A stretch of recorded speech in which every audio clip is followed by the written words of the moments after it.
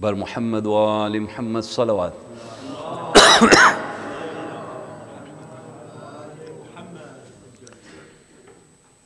مولا علی علی میرے آقا علی علی مولا علی علی میرے آقا علی علی دین محمدی کا سہارا علی علی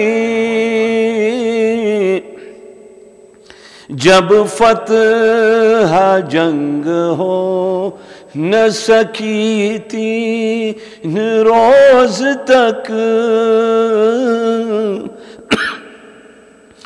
جب فتح جنگ ہو نہ سکی تین روز تک آخر زبان رسول سے نکلا علی علی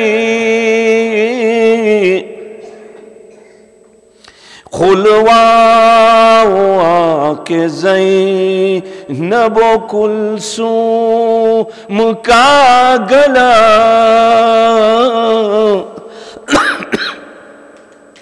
کھلوا کے زینب و کلثوم کا گلا مشکل کشا لقب ہے تمہارا علی علی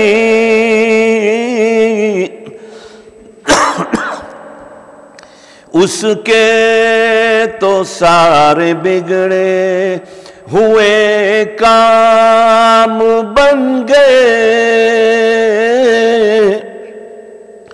اس کے تو سارے بگڑے ہوئے کام بن گئے مشکل میں جب کسی نے پکارا علی علی جو اٹھتے بیٹھتے میں کہے گا علی علی جو اٹھتے بیٹھتے میں کہے گا علی علی گورو لحد میں بھی وہ کہے گا علی علی زینب نے پوچھا کون یہ آتا ہے وقت شب زینب نے پوچھا کون یہ آتا ہے وقت شب آئی صدا پدر کہ تمہارا علی علی پوچھا غدیر خون سے خلافت کا مسئلہ پوچھا غدیر خون سے خلافت کا مسئلہ کہہ دے گا ذرہ ذرہ کے حق کا علی علی بر محمد و آل محمد صلوات.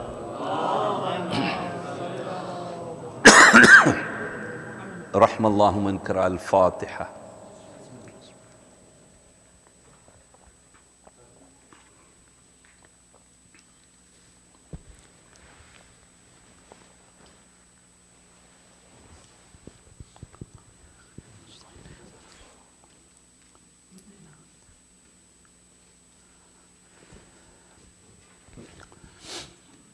أعوذ بالله من الشيطان اللعين الرجيم. بسم الله الرحمن الرحيم. بسم الله وبالله وصلى الله على محمد وآله وأفوض أمري إلى الله. إن الله بصير بالعباد. الحمد لله الذي هدانا لهذا وما كنا لنهتدي لولا أن هدانا الله. لقد جاءت رسل ربنا بالحق والصلاة والسلام على أشرف الأنبياء والمرسلين أبي القاسم محمد روحي وجسمي وارواح العالمين لك الفداء يا ابن رسول الله. ثم السلام عليكم يا أهل العزاء الحسين جميعا ورحمة الله وبركاته.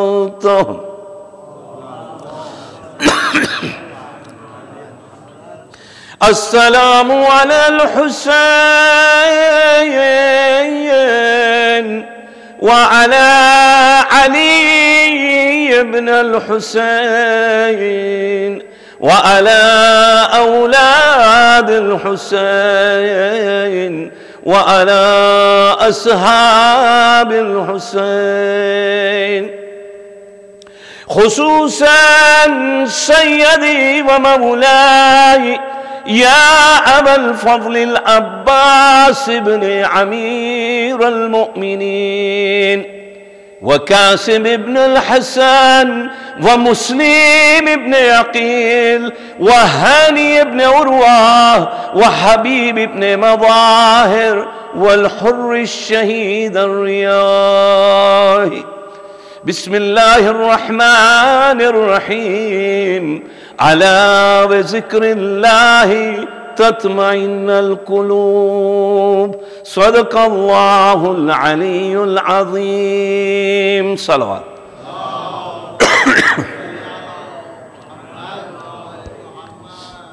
On Friday night,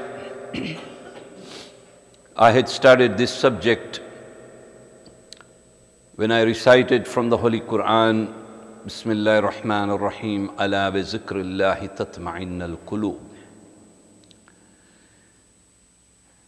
As I said, a human being is consistently looking for contentment. In Urdu we call it sukoon, के लिए हम लोग हर मर्तबा ये ढूंढते रहते हैं. In contentment, Allah subhanahu wa ta'ala said in Hadith al-Qudsi that I have never said that contentment is in this world. He never promised in the Holy Quran to human beings that if you're looking for contentment, it is in the Holy Quran, other than him saying that ala bi zikrillahi tatma'innal qulub, that if you are seeking contentment, then the contentment is in my remembrance. I and you are looking for contentment. If I buy a car, I feel content, but that is not called contentment. That is just to satisfy your needs, your urges, your desires, and you buy a beautiful car.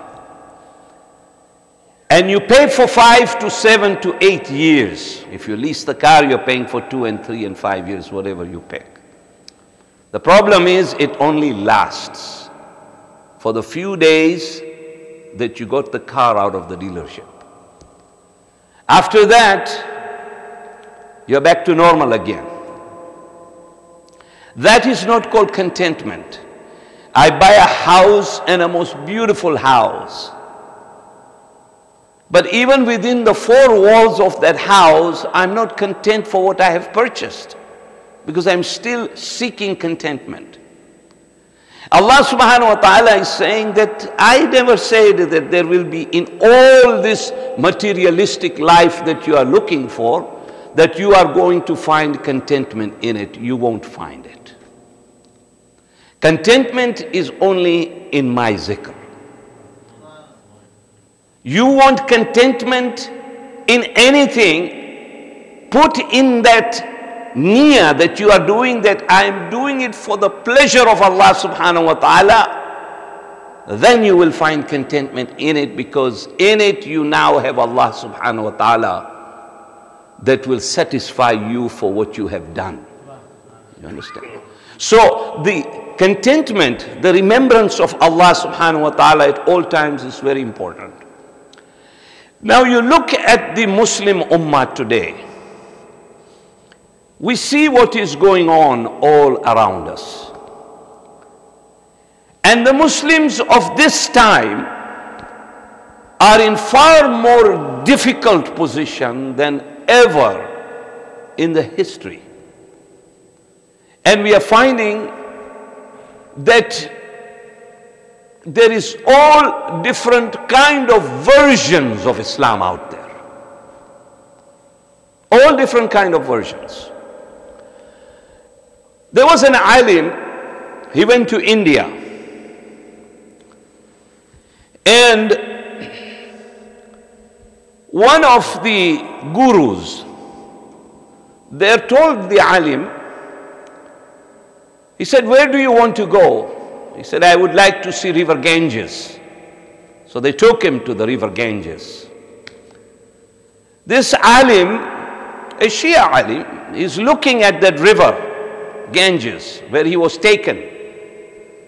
And he said that this is so dirty.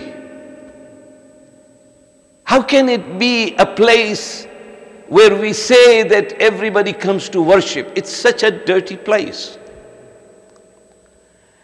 And that guru told him something very important. He said, if you want to understand my religion, then you have to go to its sources. And the alim said that is true. For even if you look in Islam, we have such a mess in Islam today. All kinds of thinking and all kinds of rubbish is being put into Islam. But if you want to see the good Islam, then you have to go to the sources of Islam. You see, understand? And that sources cannot be anyone other than Ahlul Bayt alayhimus salam. For the people of the house only knows what is inside the house. You understand? Not everybody will know what is inside the house. Only the people of the house. At no time in the history of the world, when the world was created, at no point did Allah subhanahu wa ta'ala say, go to the house, until the Ahlul Bayt came and he said, now go to that house if you want to see what Islam is. So that is Ahlul Bayt. When you look at one of the concepts, one of the doctrines of Islam, which is most misunderstood by the Muslims, is the doctrine of jihad. It is one of the most misunderstood conceptions that we have. Because if you look at Furu'id-Din, the roots of Islam, what you see is namaz, roza, hajj, zakat, khums, jihad. All of this, amr bil ma'ruf, nahi anil munkar. If you look at the first three, namaz, roza and hajj, it's about you and your Lord. Directly, because it is namaz, is fasting, it is Hajj. It is about you and the Lord. But this next 70%, it is about you and other human beings. Think of it. When I look at Furwedin, what am I finding? It is my relationship with another human being. The true meaning of jihad in its root word means struggle. It means struggle. It does not mean that I go and have a fight with everybody, that I have a war on me. It means an inner struggle of a human being. What we as human beings are going through.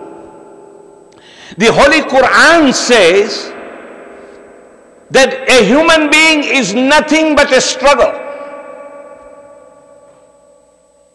Every aspect of our life lies on the struggle of jihad, of inner jihad that we are doing.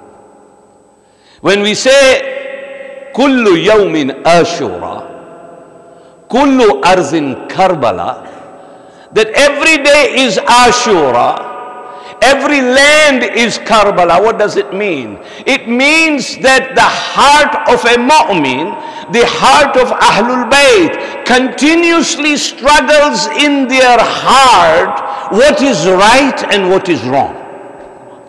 You understand? We struggle day and night.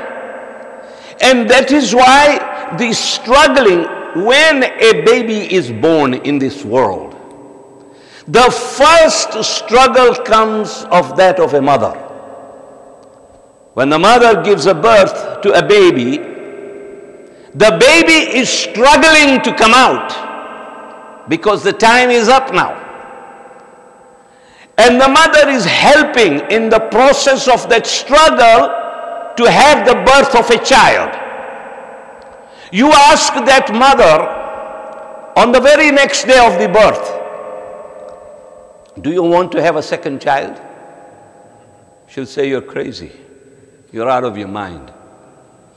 And the irony is with men, we compare that pain to the pain of stones in our stomachs.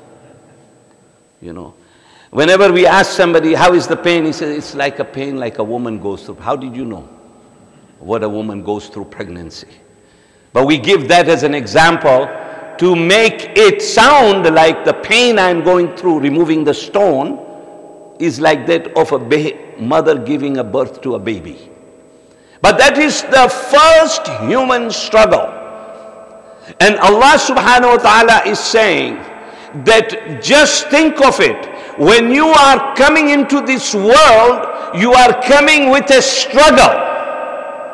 When you are leaving this world, you are leaving with struggle.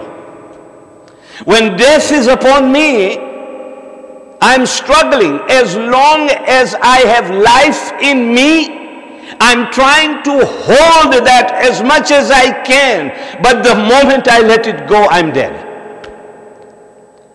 You know, Allama Iqbal said something very beautifully. He said that zinda har ek cheez hai, koshishe na tamam se. Zinda har ek cheez hai, koshishe na tamam se. What he's trying to tell us is that when you look at a human being, and within that human being, within the community, within a nation, within a family, if a struggle is not there, that family, that person, that community is dead. If there is no struggle, you're dead. If I say that such and such person, I am better than him. When you say that you are better than him, you will go into the mode of, I don't need to do what I have been given as a gift. Therefore, the day you think that I am better, you are dead. Because then there is no struggle. You understand? Struggle is part of life. When we teach our children, when they are growing up, we should teach them. that listen, when we are struggling, no matter what we are doing, anything, when I struggle, when I do jihad of internal struggle, when I'm going to school, when I'm going to universities, this is jihad that I'm doing because I'm trying to struggle. If I die in that process, I am known as mujahid. You see, I am known as a martyr. And this is what the Holy Prophet said, that most of you will die as a mujahid. Provided, he said, within you, the effort of struggle remains. The day you kill that aspect of your life, that struggle of your life, you're finished. Struggle is what inspires us. Struggle is what makes a person better. It is through adversity we become better person. We don't become better person because things are very well. If you look at Imam Khomeini rahmatullah alayh and you look at the Shah of Iran, what was there? The biggest thing there is that Imam Khomeini's life was full of struggle. The Shah of Iran thought he was the Shah. There was no need. Why do I struggle? There's no struggle. If you look at Imam Khomeini, you look at Imam Khamenei, you look at Ayatollah Sistani, may Allah give them a long life, but you look at these personalities, are they not the most knowledgeable people that we are aware of? We follow them. But what do we find? We find that in their life, there is a struggle going on every time. They are not done with knowledge. They continuously read and research to better themselves. They feel that that struggle has to be until the last day of my life.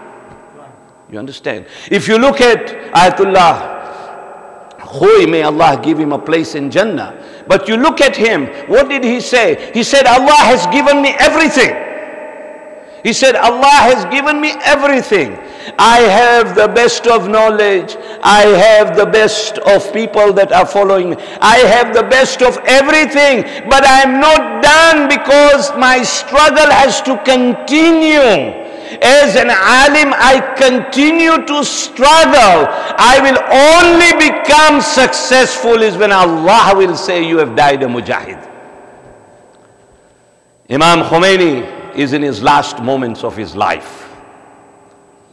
His wife is sitting there next to him. His daughter-in-law was from the Tabatabai family. She's sitting right there. Imam Khomeini is in his last breath, almost in the last time. And at that moment, Imam Khomeini says, it's very difficult to die.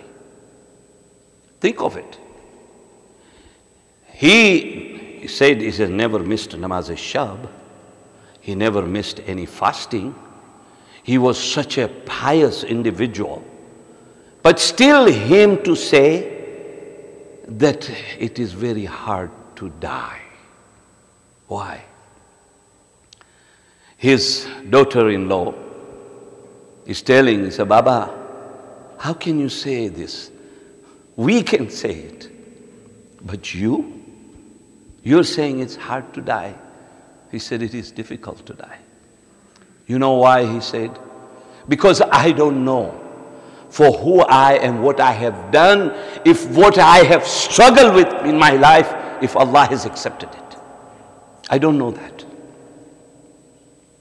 Therefore, he is saying to them that you should continue the process of struggle. Whatever you are, whoever you are not done. Don't expect us that we go to Hajj and we ziyarat and we come back like as if nothing has happened. No. That struggle for me to obtain a visa is a struggle. Right? But it is a good struggle. Don't take it negatively. I go into my ziyarat and I go into my hajj and all that, and I'm looking at my accommodation and I'm saying, Ya Allah, I need this kind of toilet, I need this thing, and it's such a mess. And people are fighting there. Why do you need to fight? Because every aspect of what you are going through in life, to obtain that nearness to Allah subhanahu wa ta'ala, is called struggle. You understand? That struggle should be looked at it from a positive way, not from a negative. Because if you are with your children and you show frustration in what you want to do in life, what do you think is the impact on that child? The child will also say, it's terrible. I get ready to go to mosque. Now you are here today, don't ever think that you are here because of you. You are here because that is the gift that Allah has blessed you with. Or you wouldn't be here.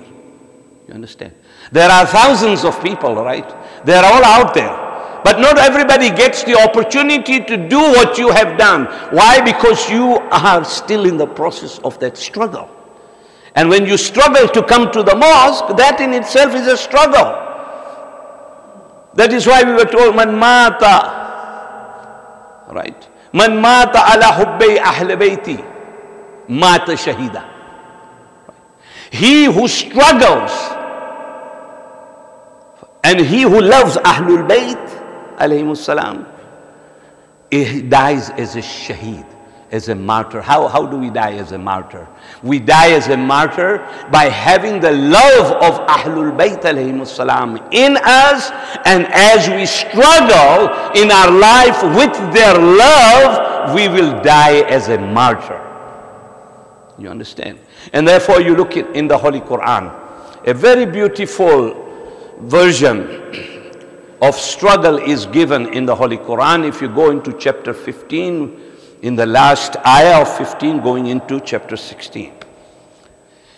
There was a Mullah Kashani who has written Tafsir Safi. He writes that in the Holy Quran we find that Hazrat Musa, an Ulul Amr Payghambar, highly regarded Payghambar, in his lifetime there comes a moment in his life where he thinks only. It's not something he believes in, but the thought process just came into his head at that time, that I have reached a pinnacle of knowledge that Allah has given me. Just that thinking was in his head, nothing. He just thought that, I am at the pinnacle of the knowledge. And at that moment, Allah subhanahu wa ta'ala says to Jibreel, go down and tell Musa before his faith is ruined. Because if he starts to think, then everything that he has worked for is ruined.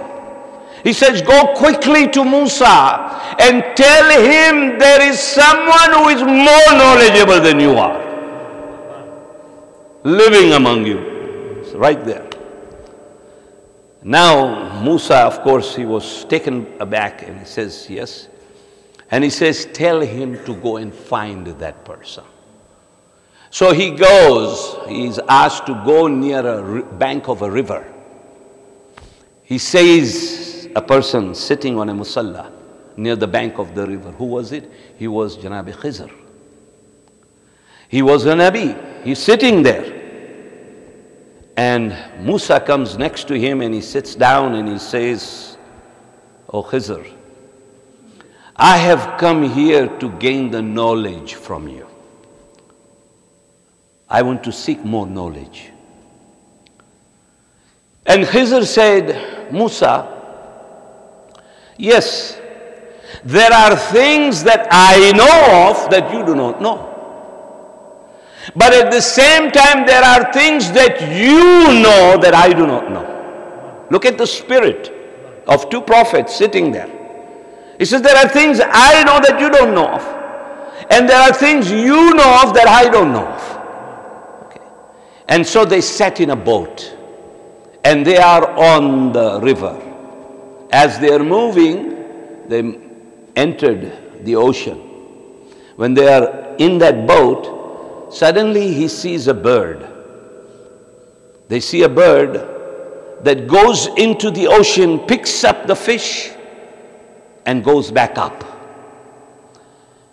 And at that moment, there were droplets of water that came dropping down into the ocean. Khizr turns over to Musa and he says, Musa, what is that you just saw? He said, I saw droplets of water hitting the ocean. He says, what is that droplet of water in comparison to the ocean that you see? He says, you cannot compare. He said, Musa, listen, you can take this droplet of water and you can take my knowledge and your knowledge. You can take the knowledge of everyone that we know of. You can take the knowledge of every living being. Every living being, that knowledge of that droplet is the same. In fact, the only one who is knowledgeable is Allah subhanahu wa ta'ala. You understand? That all of these knowledges you can take together and they fall into the river, it's of no value because that is a vast, and we think it's a vast knowledge. This is why Imam Ali alayhi salam had said that when he used to go to a cemetery and when he used to look at the qabr, he used to say that it is so sad that these human beings only used 1% of the brain that Allah gave them. Only 1%. If we see technology today, right, we think that technology has moved very fast. It hasn't moved fast at all yet. As much as all those iPads and iPods and iPhones, you know, one of the teachings they have had is that make sure you give technology so the people can feel this is mine. You understand? That's why they call it I. This is iPhone. Oh, you see? First there is an I, then there is the apparatus. So he's saying it's all eyes and all eyes. If we think that we have reached a peak, we haven't seen it start yet. Because Allah subhanahu wa ta'ala, don't ever underestimate Allah. All of these things that you are seeing, that is not a blessing of a human being. That is a blessing of Allah subhanahu wa ta'ala. That same pen that I was using was the most precious pen. 10 years ago, if somebody told me I have a Parker pen for you, I was very thankful. But unfortunately, those pens are going to end up in a museum. You understand? It is so sad, right? You look at child today and look at the child that was 10, 15 years ago. You asked an older person that tell me what is 100 times 20. It was all here. Immediately they would tell you. Today if you ask a child, he says, wait. Takes out his iPhone. This is what it is. This is what's happening. But no, every time, in every aspect, as much as technology has increased, the struggle of a human being is getting more and more. Right? Now what is happening? I do multi-communication all at one time. Don't look at the fact that I can sit in a meeting and I can look at iPhone and I can get on an iPad and I'm doing multi-channel conversation together. My hand is moving, my mouth is moving. Okay, that is a blessing of Allah subhanahu wa ta'ala on the human being. If you just look at that aspect of apparatus that is in front of you and say, Allah, what a beautiful thing you have given me. All these years I was looking for Quran. I used to go to home and the complaint was we were not accessible to the Holy Quran. Today the Quran is with you. You understand? There is no excuse. You will not be able to say that I did not read it because I didn't have the Quran. The Quran is with you at all times. If you take the time, it is there. It's a small app. Hit it, find it. Okay. We were in Arizona and somebody passed away. So it was the day of Ashura, and we had to do namaz-e-janazah. So everybody is looking around for the books, and I said, what are you looking for? He said, we're looking for a book so we can do namaz-e-janazah. I said, you don't need to. It's in your iPhone. Really? Yeah. There's an app called eFuneral for the Shias. You put that app and you will see everything a person has to do from the time he's in his last moment of his life until you bury that person in the qabr. What is not there today? But it is just a tip. Technology will be at its highest peak when Imam Zamana alayhi salam will arrive. It is said that technology will be at its highest peak. A human being will reach at its higher peak, but the problem will be that jahalat will also be at its highest peak. We think we are very smart. And look at what is happening to a human being today, right? The more we learn, the more jahil we become sometimes. When we are told, even the Holy Prophet at that time, when he said there is jahalat in these people used to construct the best of mosques. They used to have the best items that they were able to build. And the Holy Prophet said they are jahil. But jahil is he who does not understand that I need to have a character in me that works like a heater in a house. When there is coldness, I should be able to go near him and get that heat. A human being's character should be such that people would love to come to you, not that they want to get away from you. You see. That is what Allah subhanahu wa ta'ala, that is called that struggle. And the love of Allah subhanahu wa ta'ala towards its creation is a phenomenal thing. Because we do not realize and understand that how much Allah loves you as an individual. During the time of Hazrat Musa, there was a man, Hazrat Musa was going to the mountain of Tur, and this man called Musa and said, oh Musa, come here. He said, what? He said, where are you going? He said, I'm going to meet my Lord. He said, when you go to him, tell him I said I don't care about him. I don't like him, I don't love him, I do not want him to help me in any way. Just go and tell him. Musa said, how can I use that language? Then I go to my Lord and I say, you know, this person said this about you. So he didn't say anything. He goes up there. Hazrat Musa is up there and he's having a conversation.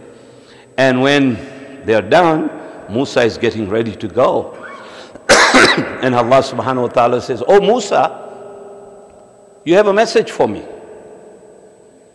And Hazrat Musa now could not lie. He could not say no.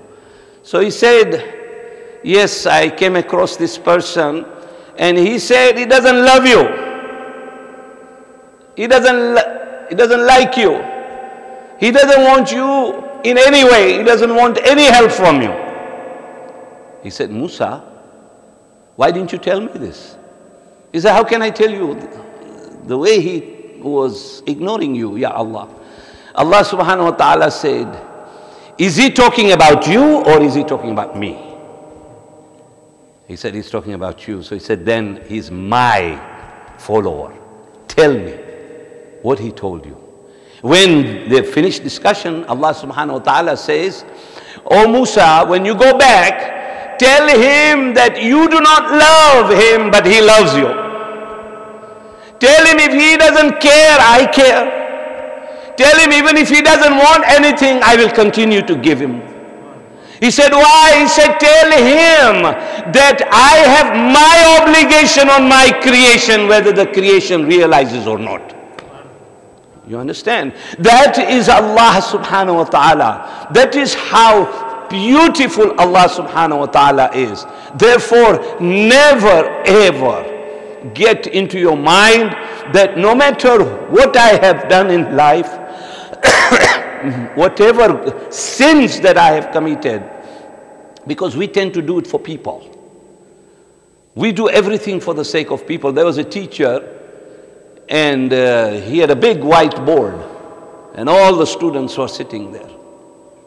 And he took a black dot, and he made a black dot on that big white panel. Then he says, "What do you see?" What do you think everybody said? They saw the black dot.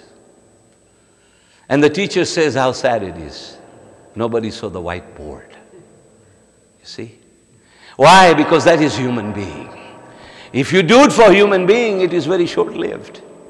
You may have done the best of everything, but it is short-lived.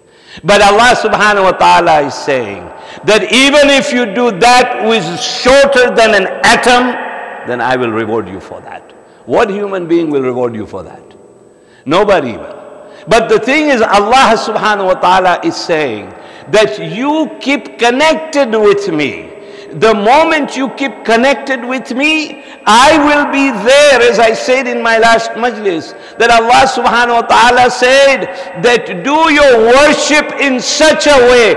Look at the 9 attributes of Allah subhanahu wa ta'ala. Try to take each of those attributes and try to work on it to become something that Allah subhanahu wa ta'ala is.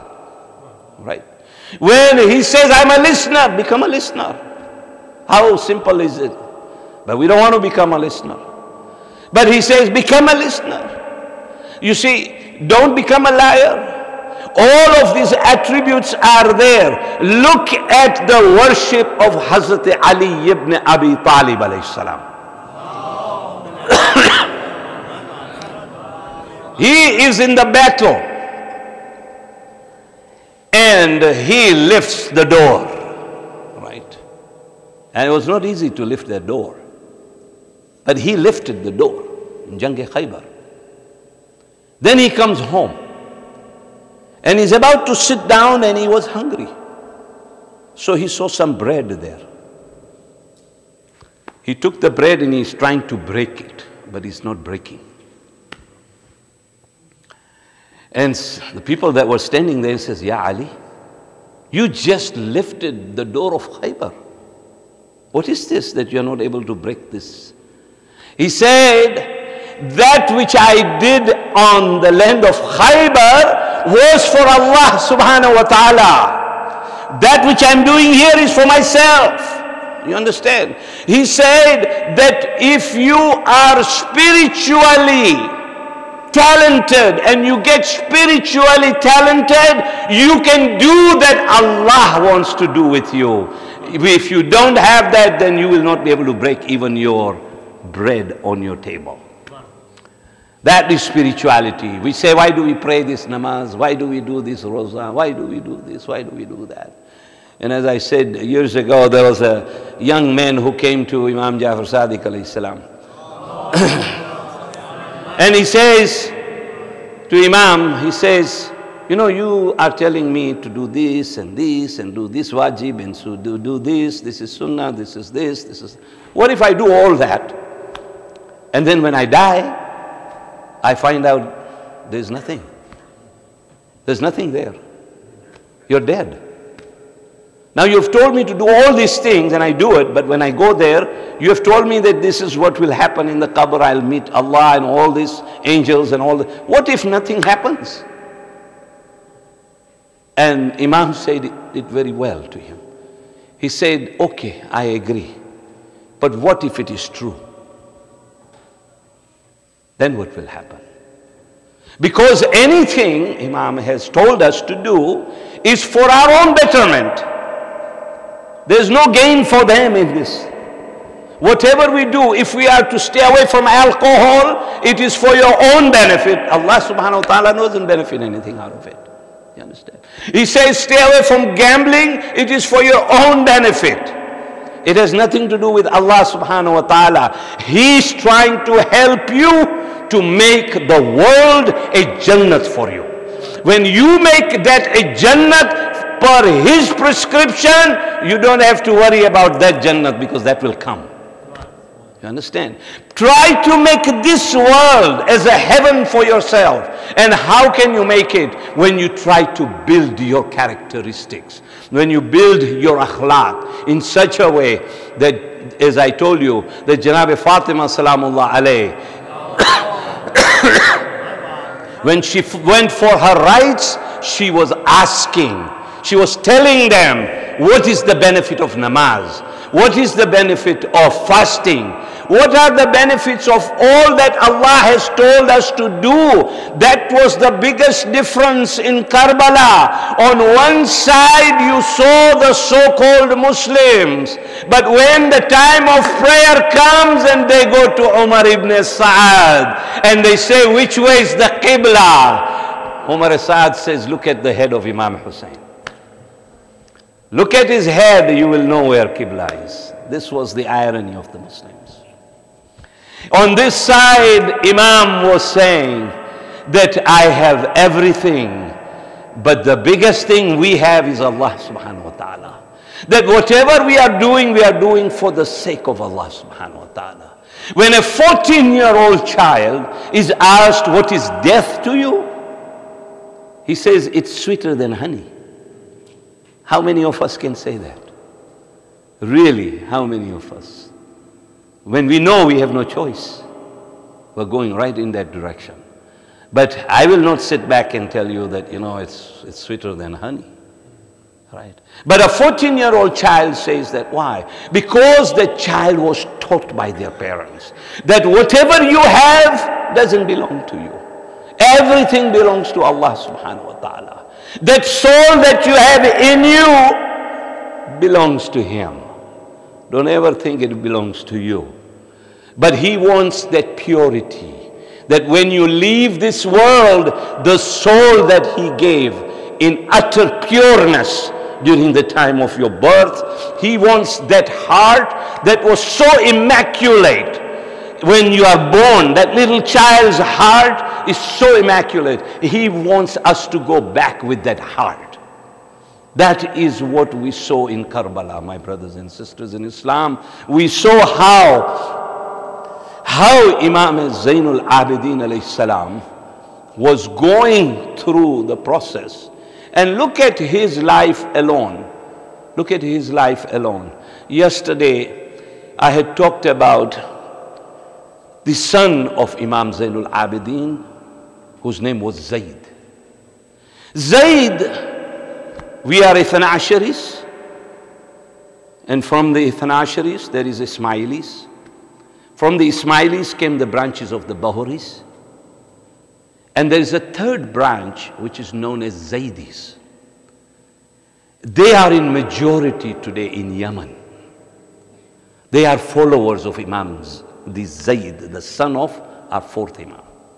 And his mother was from Sindh. Mukhtar al-Thaqafi had brought this lady and said to Imam, take care of her. And she was from Sindh, India at the time. That is the followership. But as I said, as how Zayd was killed in the process 60 years later after the event of Karbala. He rises up like he had rose, that Imam Hussein had risen, but he didn't have his family with him. He was all alone. On 200,000 people came and paid allegiance to him. He goes to Imam Muhammad al-Baqir al-Islam, his own brother. He goes to him and he says, I have 200,000 people that have played pledges on me. I can stand up against the Umayyad. And Imam said, don't trust them. Why? Because Imam had already gone through that. He had seen what transpired with Imam Hussein alayhi salam. And when the real war came up, only 500 of the 200,000 people went with him. And ultimately he loses during the war. And why does he lose? Because in the middle of the war, a man stands up and abuses Janab Fatimatul Zahra salamullah alayhi. And he could not stand it. When he could not stand it, he lost the war because the spear that was hit came right through his forehead. Just as Imam Hussein had that spear that went through his forehead. and he died. But these were the contributions of Imam Zainul Abidin and even his family, the way they fought the war, even after the event of Karbala. And here is Imam Zainul Abidin. He comes into Sham. Do you know how long he had to stand there? We should pray to Allah subhanahu wa ta'ala that may Allah give peace and prosperity back to Syria, so we can go back and visit the Zari of Janab Zainab Salamullah alayhi. We can visit the historical places that we have always thought of going. When we used to go for Hajj, we never went for Hajj without going to Janab Zainab. Some of us used to come back from Hajj and go back again and pay our salams to Janab Zainab. Today we don't have that opportunity. But my brothers and sisters, you pray for it. Why? Because there is a place.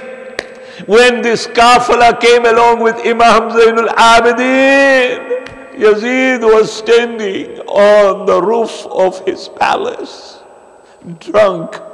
He looked at them and he did not allow them into the palace until after 7 adhans. Just imagine. In the heat they are standing. The Imam of the time is standing there. And it took 7 adhans before they were brought in front of Yazid. Allahu Akbar. You look at Imam Zainul Abidin alayhi salam.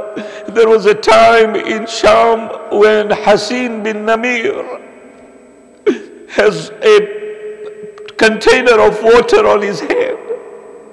Imam was thirsty. He was so thirsty. Imam looked at that container and said, "Oh Hasin, give some water to all of us." He took the water and he poured in front of Imam onto the land.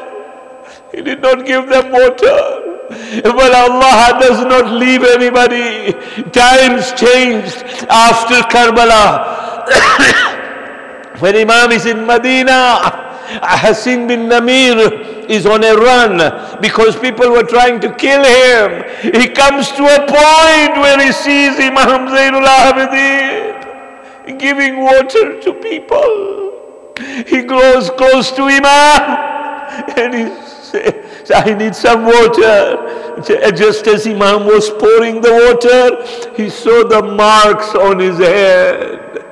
At that moment, he looked up and he said, "Are you Zainul Abidin?" And Imam said, "Yes, I am. I know who you are. But I am the Imam of the time. You have come and asked me for water, and I will give you that water." ألا لعنة الله على القوم الظالمين وسيعلم الذين ظلموا أي منقلب ينقلبون إنا لله وإنا إليه راجعون بسم الله الرحمن الرحيم اللهم بحق محمد وأنت المحمود بحق علي وأنت الأعلى بحق فاطمة وأنت فاطر السماوات والأرض بحق الحسن وأنت المحسن بحق الحسين وأنت قديم الإحسان إلهي توبة قبل الموت وراحة عند الموت ومغفرة بعد الموت والنجاة من النار ودخولا في الجنة وعافية من كل بلاء الدنيا وعذاب الآخرة. ماتم يا حسين.